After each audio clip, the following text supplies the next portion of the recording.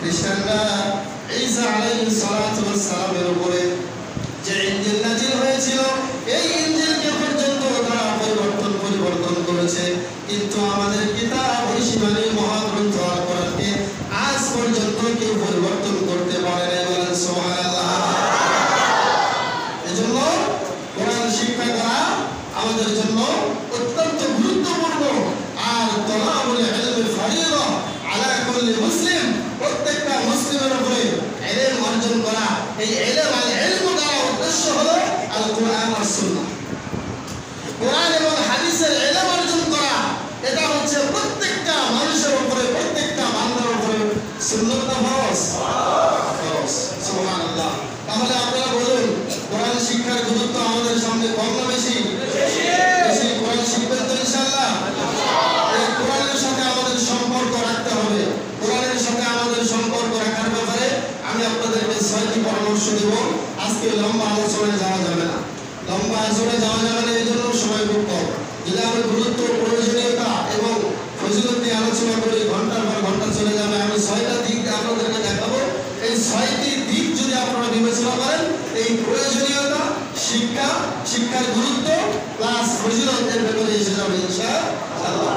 প্রথমে আমি আপনাদেরকে বলছি, এই কোরআনের সাথে আমাদের যে সম্পর্ক হবে, এই সম্পর্কের প্রথম স্টেপ, প্রথম ধারা হলো কোরআন তেলাওয়াত করতে হবে। কি করতে হবে বলেন? কোরআন তেলাওয়াত করতে হবে। ফরজ সালাতের পরে আমরা একটা ইবাদত জানি, যে ইবাদতের নাম হচ্ছে সালাতুত তাহাজ্জুদ। বিশ্বনবী সহিহ বুখারীতে বলেছেন, সহিহ বুখারীতে এসেছে, আফজালুস সালাতি বা'দাল ফারিদা সালাতুল লাইল, আই as-সালাতুত তাহাজ্জুদ, কিয়ামুল লাইল। অর্থাৎ ফরজ সালাতের পরে সর্বোত্তম সালাত হলো তাহাজ্জুদের সালাত। অপর হাদিসে বিশ্বনবী বলেছেন, আফদালুল ইবাদাতি তিলাওয়াতুল কোরআন, সর্বোত্তম ইবাদত। এই আল ইবাদত মানে আল ইবাদাতু আন নাফিলা, নফল ইবাদত। নফল ইবাদতের মধ্যে সর্বোত্তম ইবাদত হচ্ছে কোরআন তেলাওয়াত করা। বলেন সুবহানাল্লাহ। একজন ব্যক্তি ইশার সালাত আদায় করার পরে ফজরের আগ পর্যন্ত তাহাজ্জুদের সালাত আদায় করতে করতে ফজর কাছায় ফেললো, হয়তোবা মাঝখানে একটু বিশ্রাম নিল, হয়তো 1 ঘন্টা 2 ঘন্টা ঘুমালো। কিন্তু কোনো ব্যক্তি যদি একটা আয়াত তেলাওয়াত করে আর ওই আয়াতটি তেলাওয়াত করতে করতে গবেষণায় চলে যায়, ফিকিরের মধ্যে চলে যায়, বিশ্বনবী বলেছে একটা আয়াতের গবেষণা হলো সারা রাত তাহাজ্জুদ পড়ার চেয়ে উত্তম ইবাদত। বলেন সুবহানাল্লাহ। তাহলে একজন তাহাজ্জুদ পড়তেছে সারা রাত, আর একজন একটা আয়াত নিয়ে ফিকির করতেছেন, গবেষণা করতেছেন। সেই ক্ষেত্রে ইসলামের শরীয়তের মূল ধারা হলো, মূল মানে হলো ওই ব্যক্তির তাহাজ্জুদের চেয়ে একটি আয়াত নিয়ে গবেষণা করার ফজিলত এবং ইবাদত, এই ইবাদতটা আল্লাহর কাছে বেশি প্রিয়। বলেন সুবহানাল্লাহ। এজন্য আমার এক উস্তাদ শাইখ শিহাবুদ্দিন সুন্নী তিনি বলেছেন, কোরআন শিক্ষা কর মুসলমান, হাদিস শিক্ষা কর। কোরআন শিক্ষা কর মুসলমান, হাদিস শিক্ষা কর। এইভাবে একের পর এক কবিতা তিনি বলতে বলতে এক পর্যায়ে তিনি বলেছেন, কোরআন ছাড়া হৃদয়খানি শয়তানেরই ঘর। কোরআন ছাড়া হৃদয়খানি কার ঘর? শয়তানের ঘর। যেই কোরআন, যেই আপনার অন্তরে, যেই দিলে, যেই অন্তরে কোরআন নাই, ওই অন্তরে বাস করে শয়তান। কি বাস করে?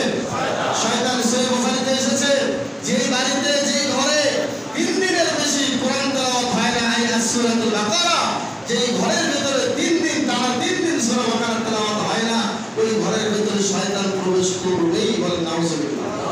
এখন আপনি আমি আমাদের পরিবারের সাথে, আমাদের ঘরের সাথে হাদিসটি মিলাই।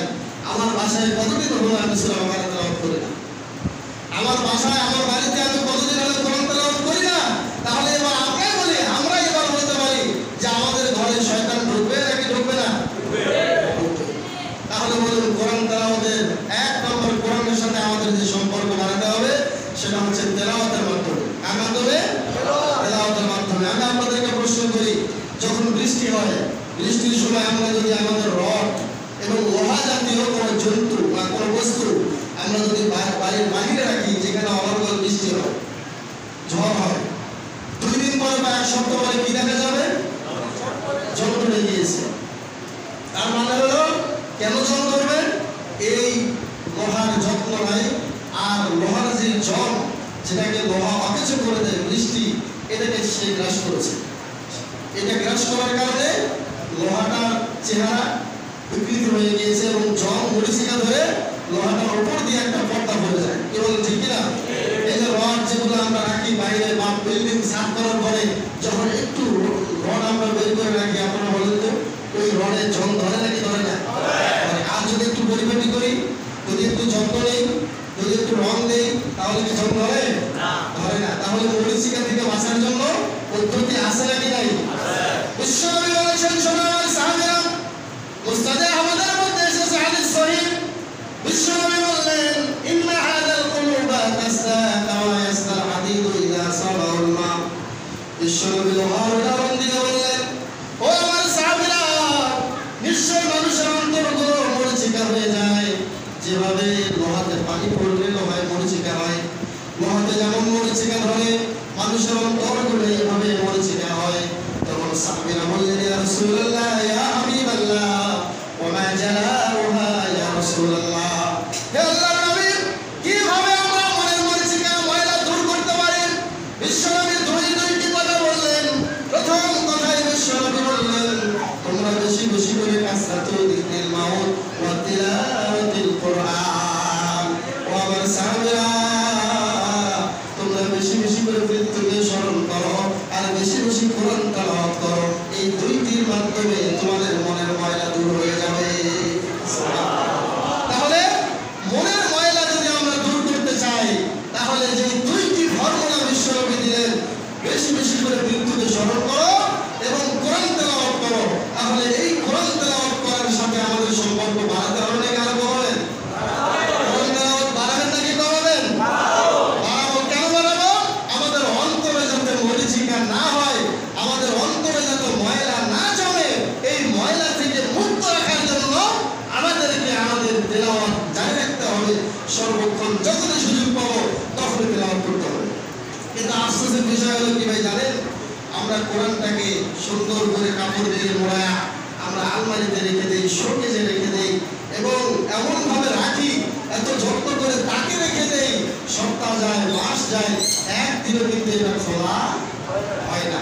আসলে এরকমটা কি আমাদের দরকার ছিল? কোরআন প্রত্যেক দিন, আগেকার যুগে, আজ থেকে 10 বছর আগের কথা আপনারা একটু ভাবেন তো, যখনই আপনারা রাস্তা দিয়ে যাইতেন ফজরের সালাত আদায় করার পরে, রাস্তা দিয়ে যাওয়ার সময় রাস্তার সাথে যে ঘরগুলো, যে বাড়িগুলো, টিনসিট ঘর, টিনসিটওয়ালা যে ঘরগুলো ছিল, ভেতর থেকে কোরআনের আওয়াজ পাইতেন নাকি পেতেন না? পেতেন নাকি পাইতেন না? কোরআনের আওয়াজ আমরা ঘর থেকে পেতাম ফজরের আজানের পরে বা সকালবেলা যখন রাস্তা দিয়ে হাঁটতাম। আর এখন আপনি যান, প্রত্যেকটা ঘর থেকে টিভির আওয়াজ, না হলে মোবাইলের আওয়াজ, না হলে কোনো গানের আওয়াজ শুনতে পাই। এটা আমাদের মুসলিম সমাজের কথা বলছে, হিন্দু সমাজের কথা? এই যে তেলাওয়াত আমাদের মাঝে নাই, তেলাওয়াত যে আমাদের মাঝ থেকে বিদায় নিল, এটা কি হিন্দুদের দোষ? এটা কি বাংলাদেশের কোনো সরকারের দোষ, নাকি এটা আমাদের দোষ? আমরা অন্যের সমালোচনা করতে পারি, কিন্তু নিজের সমালোচনা করার মতো সময় আমাদের হয় না। অতএব প্রথম নাম্বার কোরআনের সাথে আমাদের যে সম্পর্ক এবং এটার সাথে গুরুত্ব আমরা পেয়ে গেলাম, যদি আমরা কোরআন তেলাওয়াত করি তাহলে আমাদের অন্তরের ময়লা দূর হবে। এই জন্য আমাদের কোরআন তেলাওয়াতের একান্ত প্রয়োজন। বিশ্বনবী মুহাম্মদ রাসূলুল্লাহ সাল্লাল্লাহু আলাইহি ওয়াসাল্লাম তিনি আরো বলেছেন, মান লাম ইয়াতাগান্না বিল কুরআন ফালাইসা মিন্না ইয়াতলু বিহি আনা আল-লাইলি ওয়া আনা আন-নাহার। ওই ব্যক্তি আমার আদর্শিত নয় যে ব্যক্তি কোরআন নিয়ে গুনগুন না করে, যে কোরআন নিয়ে গান না করবে, কোরআন নিয়ে তেলাওয়াত না করবে, কোরআনের আয়াত নিয়ে, কোরআনের তেলাওয়াত নিয়ে সবসময় অন্তরটা বিগলিত রাখবে না, সে আমি নবীর আদর্শে আদর্শিত নয়। বলেন সুবহানাল্লাহ। আজ থেকে 20 বছর আগে যখন আমরা আমাদের ছেলেদেরকে বিয়ে করাতে যেতাম, আমি শুনছিলাম আমার এক দাদার কাছ থেকে, মেয়ের সব কিছু পরে জিজ্ঞাসা করতো। আগে বলতো যে মা তুমি একটু সূরা ফাতিহাটা পাঠ করো তো, বলতো কি বলতো না? আর এখন জিজ্ঞাসা করা হয় কোন ভার্সিটিতে লেখাপড়া করেছেন, কত লেখাপড়া করেছেন, কি আপনার যোগ্যতা, কি আপনার সার্টিফিকেট, অনেক কিছু বলা হয়। কিন্তু কোরআন তেলাওয়াতের কথা অনেকাংশেই অনেক পীর মাজলিসে এখন উল্লেখ করাই হয় না। কথা বলেন ঠিক না ঠিক? একজন সাহাবী আসলেন বিশ্বনবীর সামনে, মহিলা সাহাবী এসে বললেন, ইয়া রাসূলুল্লাহ, ইয়া হাবিবাল্লাহ, ইন্নী ওয়াহাবতু লাকা নাফসি। ইয়া রাসূলুল্লাহ, আমি আপনার সাথে বিয়ে বসতে চাই, আমাকে আপনি বিয়ে করে ফেলুন। বিশ্বনবী মুখটা ফিরিয়ে দিলেন, মহিলা সাহাবীর দিকে আর তাকালেন না। পাশে থেকে সাহাবী পুরুষ সাহাবীরা দাঁড়িয়ে গেল, ইয়া রাসূলুল্লাহ, ইয়া হাবিবাল্লাহ, আপনার যদি প্রয়োজন না থাকে তাহলে আপনি আমার সাথে বিয়ে পড়াইয়া দিতে পারেন, আমি বিয়ে করতে রাজি আছি।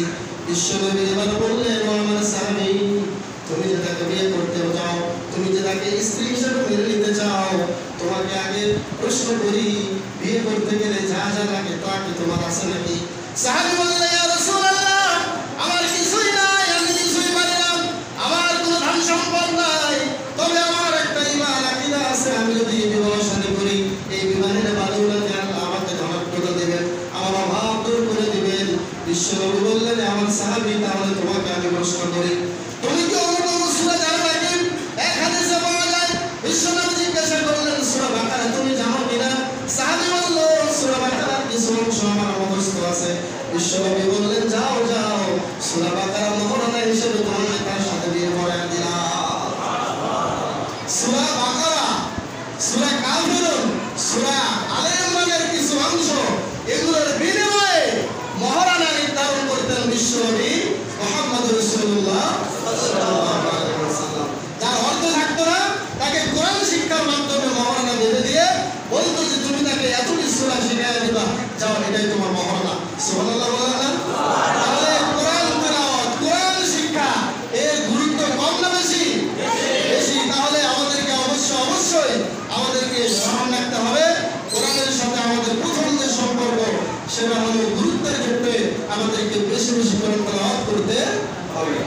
2 নম্বর, কোরআনের সাথে আমাদের সম্পর্ক হলো কিরাআতুল কোরআন, কোরআনকে কিরাত করে পাঠ করা।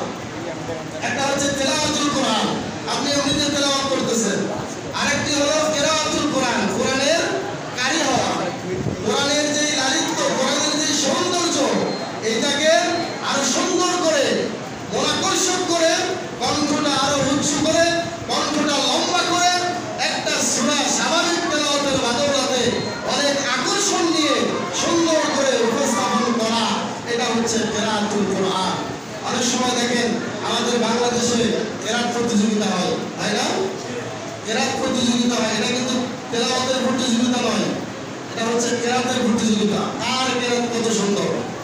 বাংলাদেশে এরকম লক্ষ লক্ষ হাফেজে কোরআন আছে, আমি সেদিন দেখলাম, আর সারা বিশ্বের মধ্যে বাংলাদেশে মোট 22 লক্ষ হাফেজে কোরআন রয়েছে। 22 লক্ষ যদি হাফেজে কোরআন থাকে, তাহলে এই কোরআন কি বিশ্ব থেকে নিশ্চিহ্ন করা সম্ভব? সম্ভব নয়। এই লক্ষ লক্ষ হাফেজরা, এক হাফেজকে আপনি শহীদ করে দিলে আরো লক্ষ লক্ষ হাফেজ দাঁড়িয়ে যাবে কোরআন তেলাওয়াতের জন্য। বলেন সুবহানাল্লাহ। সম্মানিত উপস্থিতি, বিশ্বনবী নবী মুহাম্মদ রাসূলুল্লাহ সাল্লাল্লাহু আলাইহি ওয়াসাল্লামের জন্য বলেছেন, ওয়ালা ইয়াবকা মিনাল ইসলামি ইল্লা ইসমুহু। এমন একটা যুগ আসবে, যে যুগের কথা বিশ্বনবী বলেছেন, ইসলামের কোনো কিছু বাকি থাকবে না, শুধু ইসলামের নামটা থাকবে। কথাটা ভালো করে বুঝবেন, ইসলামের কিছুই থাকবে না, তারপর সব খেয়ে ফেলবে মানুষ। ইসলামের 12টা বাজায় দিবে, শুধুমাত্র কি থাকবে? ইসলামের নাম। বাচ্চারা একটু গন্ডগোল হট্টগোল করতেছে, হইচই করতেছে, একটু পাশে থাকলে থামায় দেবেন। সবাই আমার দিকে মনোযোগ বাড়াবেন, আলোচনা মনোযোগ দিয়ে না শুনতে বুঝবেন না। আমি দ্বিতীয় নম্বরটা বলছি, কোরআন তেলাওয়াত করা, কোরআনের কারি হওয়া, কোরআন ভালোভাবে মাধুর্যতা দিয়ে কোরআনের কারি হওয়া, কেরাত প্রতিযোগিতায় অংশগ্রহণ করা। তো বিশ্বনবী বলেছেন, লা ইয়াবকা মিনাল ইসলামি ইল্লা ইসমুহু। মুসনাদে আহমদের বর্ণনা, ইসলামের নাম ছাড়া কিছু থাকবে না। যদি আপনি জিজ্ঞাসা করেন, তোমার নাম কি গো? বলবে আব্দুল্লাহ। তোমার নাম কি? বলে আব্দুর রহমান। তোমার নাম কি? আব্দুল সত্তার। আপনার নাম কি? আব্দুল জব্বার, আব্দুল কাহার। নামের কোনো কমতি নাই, কিন্তু যদি জিজ্ঞাসা করেন সূরা ফাতিহাটা বলেন তো, দেখবেন যে এখানে সব শেষ। তার মানে আমাদের ইসলামের সৌন্দর্যতার মতো এত সুন্দর সুন্দর নামগুলো আমাদের রয়েছে, যে নামগুলোর কারণে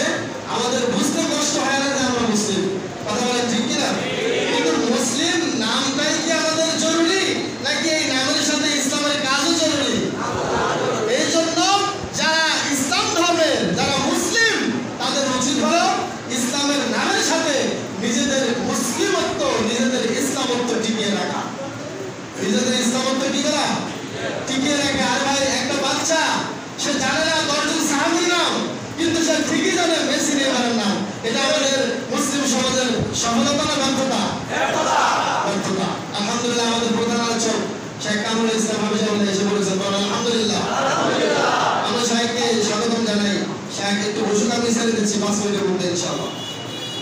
সম্মানিত উপস্থিতি, আপনাদের এই যে কিরাআতুল কোরআন আমি আপনাদেরকে যেটা বোঝাতে চাচ্ছিলাম সেটা হলো আমাদের ইসলামের নামের সাথে আমাদের মুসলমানের টিকে রাখতে হবে। কি বলেন ঠিক কিনা?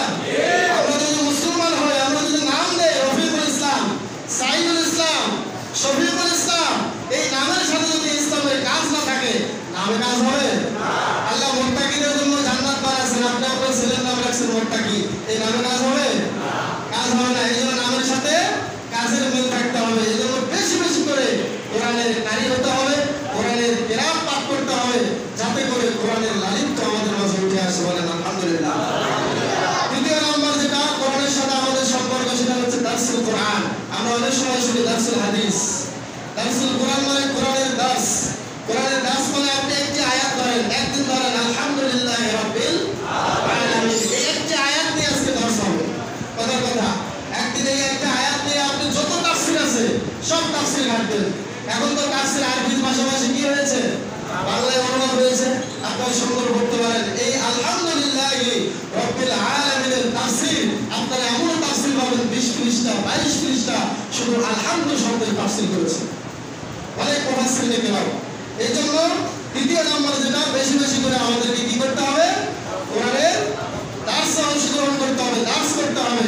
বিশ্বনবী এই জন্য আক্ষেপ করে বলেছেন লা ইয়াবকা মিনাল কোরআনি ইল্লা রাসূলু, কোরআনের রসম ছাড়া, কোরআনের রসম নেওয়া ছাড়া আর কিছুই বাকি থাকবে না। সেটা কেমন? এই যে আমাদের মসজিদের ইমাম সাহেবদের কাছে অনেকে তেল ভরা নিতে আসেন, আসেন না? অনেকে পানি ভরা নিতে আসেন, বলেন যে হুজুর একটু পানি ভরা দেন, একটু তেল ভরা দেন। যখনই এই লোকটাকে তার বিরুদ্ধে কোরআনের একটা কথা, কোরআনের একটা আয়াতের অনুবাদ করে দেওয়া হবে, তখন তার কাছে ভালো লাগবে না। কারণ এটাই তিনি কি করেন না, কোরআনের দাস তিনি বিশ্বাস করেন না। কোরআনের দাস মানে হলো আমার জীবনে যেটা সঠিক সেটা তো আছে, আমার জীবনের সাথে যেটা ব্যাপক হবে সেটাকে আমাকে প্রত্যাখ্যান করতে হবে। এর নাম হচ্ছে দারসুল কোরআন। বুঝতে হবে, সেটাকে বুঝে আমাদের সামনে নিয়ে আসতে হবে।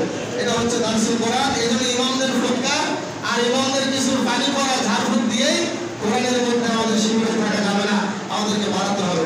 4 নম্বর যে সম্পর্ক কোরআনের সাথে সেটা হলো তাদাব্বুরুল কোরআন, যেটাকে বলা হয় আর তাদাব্বুর মানে হচ্ছে গবেষণা, চিন্তা ফিকির করা, কোরআন নিয়ে গবেষণা করা। এই জন্য আল্লাহ পাক কোরআনে বলেছেন আফালা ইয়াতাদাব্বারুল কোরআন আম আলা কুলুবিন আকফালুহা, আফালা ইয়াতাদাব্বারুল কোরআন, তারা কি কোরআন নিয়ে গবেষণা করবে না? এই কোরআন নিয়ে গবেষণা করে যারা বেঈমান তারা ঈমানদার হয়েছে। ঠিক না? ঠিক। ডক্টর মরিস বুকাইলি, এখন নাম হয়েছে ডক্টর সুলাইমান রাহানি।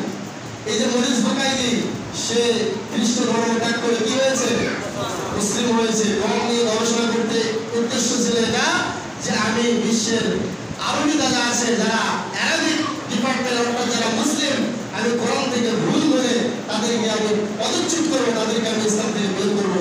কিন্তু নিজেই সাইজ হয়ে গিয়েছে, নিজেই এখন ইসলামের সুশীতল ছায়া এসেছে। বলেন সুবহানাল্লাহ। এই জন্য বেশি বেশি করে আমাদেরকে কি করতে হবে, কোরআন নিয়ে গবেষণা করতে হবে। মনে রাখবেন এদেশে পিএইচডি হয়, ডিগ্রি হয়, অনেক কিছুর নামে কোরআনের পিএইচডি খুব কমই হয়। কথা বলেন ঠিক কিনা? এই জন্য আমাদের উচিত আমাদের সন্তানদেরকে এইভাবে পিএইচডি ডিগ্রিধারী করে তোলা উচিত আমাদের নিজের জন্য, কোরআনের গবেষণার জন্য। 5 নম্বর যেটা সেটা হচ্ছে তালিমুল কোরআন, কোরআনের শিক্ষা বাস্তবায়ন করা। প্রত্যেকটা পাড়ায় পাড়ায়, প্রত্যেকটা মহল্লায় মহল্লায় আমাদেরকে কোরআনের শিক্ষা বাস্তবায়ন করতে হবে। মনে রাখবেন আপনার ছেলেকে যা শেখাচ্ছেন দুনিয়ার গেলেন, সেখানে যদি 2000 খরচ করেন, এখানে আপনার ছেলেকে অন্তত আরো 2 লক্ষ টাকা খরচ করতে হবে কোরআনের জন্য। তারপরে আপনার ছেলে কোরআন শিক্ষা অর্জন করতে পারবে। অন্য অন্য দুনিয়ার গেলেন যে এই ইলম আমাদেরকে অর্জন করা জরুরি। সর্বশেষ যেটা সেটা হচ্ছে আল আমাল আলাল কোরআন, যা জানলাম যা বুঝলাম এই অনুযায়ী আমল করতে হবে। এটা হচ্ছে কোরআনের সাথে আমাদের সম্পর্ক। 6 নম্বর সম্পর্ক, অর্থাৎ আলেম তো তাকেই বলা হয় আল আলিমু ওয়া ইয়ামালু বিইলমি। ওই আলেম তাকেই বলা হয় যে তার ইলম অনুযায়ী আমল করে। আমি কোরআন থেকে জানলাম, বুঝলাম, রাসূল কোরআন নিলাম, ফাহমুল কোরআন নিলাম, সবই নিলাম, কিন্তু আমি আমল করতেছি না, তাহলে কি চলবে? চলবে না। সম্মানিত উপস্থিতি, অতএব আসুন আপনাদের সকলেই কোরআনের শিক্ষার গুরুত্ব দিই, কোরআনের প্রয়োজনীয়তা এবং কোরআনের যে শিক্ষার যে গুরুত্ব এবং ফজিলত, এটা যেন আমরা অবশ্যই গুরুত্ব দিই। আল্লাহ আমাদের সকলকে একমাত্র এই ঐশী গ্রন্থ আল কোরআন সঠিকভাবে তেলাওয়াত করা, পাশাপাশি আমাদেরকে সে অনুযায়ী জীবন করার তৌফিক দান করুন সকলের।